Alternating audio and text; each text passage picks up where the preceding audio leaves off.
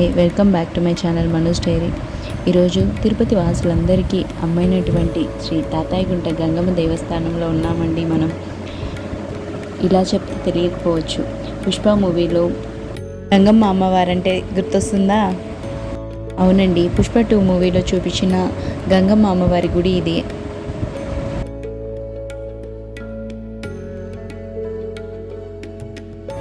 ఇంత ప్రశాంతంగా కనిపిస్తున్న ఈ గుళ్ళో ఇసుకేస్తే రాళ్ళనంత జనం ఉంటారంటే మీరు నమ్ముతారా?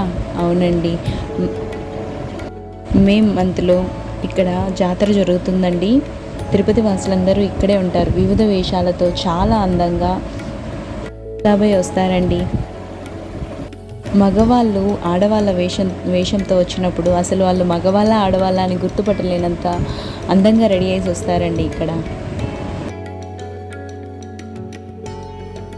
ఇక్కడ అమ్మవారి పాదాల మీద ఒప్పిపోసున్నారు కదండి. అక్కడ మన కోరికలు రాస్తే అమ్మవారు మన కోరికలు ఖచ్చితంగా తీరుస్తారని నమ్మకం అండి.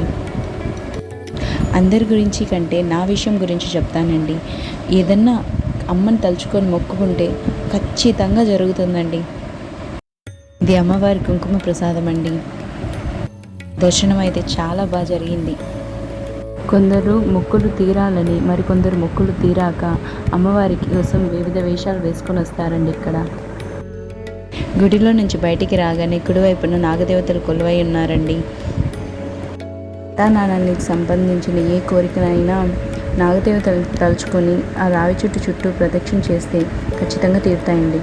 మేమైతే వినాయక చవితి రోజు దర్శనానికి వెళ్ళామండి. అమ్మవారి దర్శనం చాలా బాగా జరిగింది. దాంతోపాటు ఆ బుజ్జగణపయ్య దర్శనం కూడా ఎంత బాగా జరిగిందో మీరే చూడండి. తిరుపతిలో గుళ్ళు ఎంత ఫేమస్సో వాటి ప్రసాదాలు కూడా అంతే ఫేమస్ అండి. వేరే లెవెల్లో ఉంటుందండి టేస్ట్. ఈవినింగ్ అయ్యేసరికి భలే వర్షం పడిందండి. ఇంత అందంగా ఉందో చూడండి ఆలయం.